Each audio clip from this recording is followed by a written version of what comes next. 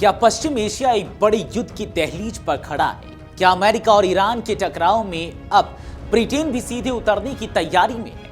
अरब सागर में ब्रिटेन की nuclear submarine की तैनाती, क्या ये सिर्फ दबाव की रणनीति है या आने वाले हमले का संकेत है? डिएगो गार्सिया की ओर दागी गई मिसाइलें, क्या ये चेतावनी थी या ताकत का प्रदर्शन? और सबसे बड़ा सवाल, क्या अब यह संघर्ष सीमित रहेगा या पूरी दुनिया को अपनी चपेट में ले सकता है?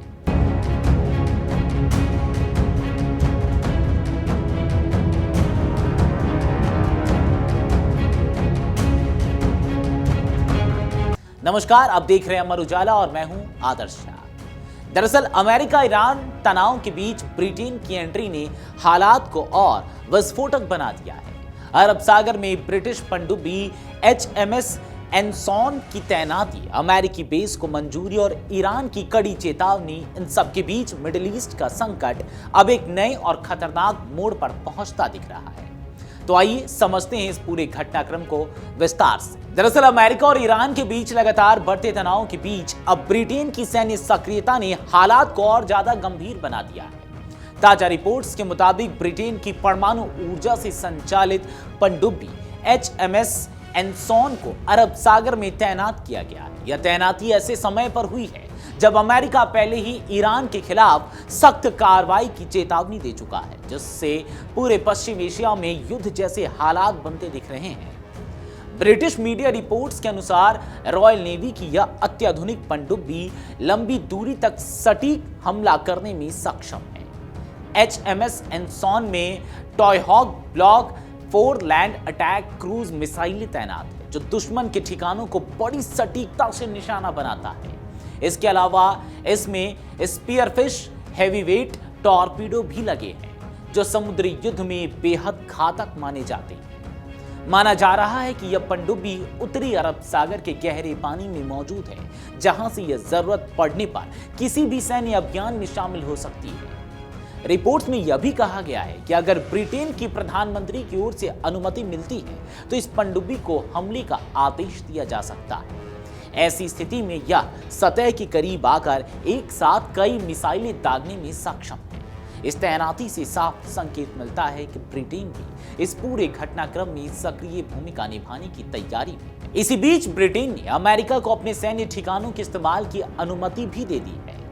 डाउनिंग स्ट्रीट की ओर से जारी बयान में कहा गया कि यह फैसला हॉर्मुज जलडमरू मध्य में अंतर्राष्ट्रीय शिपिंग को सुरक्षित रखने के उद्देश्य से लिया गया है। अमेरिका इन बेस का इस्तेमाल ईरान की उन मिसाइल साइट्स को निशाना बनाने के लिए कर सकता है, जिनसे कथित तौर पर जहाजों पर हमले किए जा रहे हैं। हालांकि ब्रिटेन ने यह भी स्पष्ट किया कि वह किसी बड़े युद्ध में सीधे तौर पर शामिल नहीं होना चाहता। इसके बावजूद उसकी सैन्य तैयारियां और अमेरिका के साथ बढ़ता सहयोग यह संकेत दे रहा है कि स्थिति तेजी से बदल रही है और किसी भी समय बड़ा टकराव हो सकता है। वहीं ईरान ने इस घटनाक्रम पर कड़ी प्रतिक्रिया दी है। ईरान के विदेश मंत्री सैयद अब्बास अरागची ने ब्रिटेन को चेतावनी दी है कि वह अमेरिका और इजराइल के साथ मिलकर किसी भी सैन्य कार्रवाई में हिस्सा न ले। उन्होंने कहा कि ऐसा करने से क्षेत्र में तनाव और भड़क सकता है।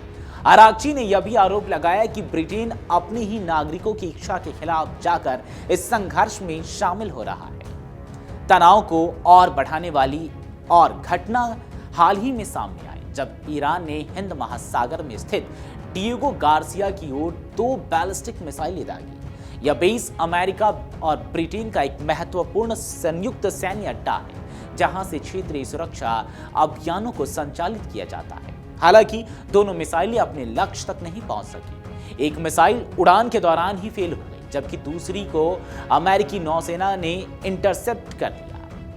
इस घटना ने ईरान के मिसाइल क्षमताओं को लेकर नई चिंताएं पैदा कर दी है, क्योंकि डिएगो गार्सिया ईरान से करीब 4000 किलोमीटर दूर स्थित है। इससे यह संकेत मिलता है कि ईरान के पास लंबी दूरी तक मार करने वाली मिसाइल तकनीक मौजूद हो सकती है।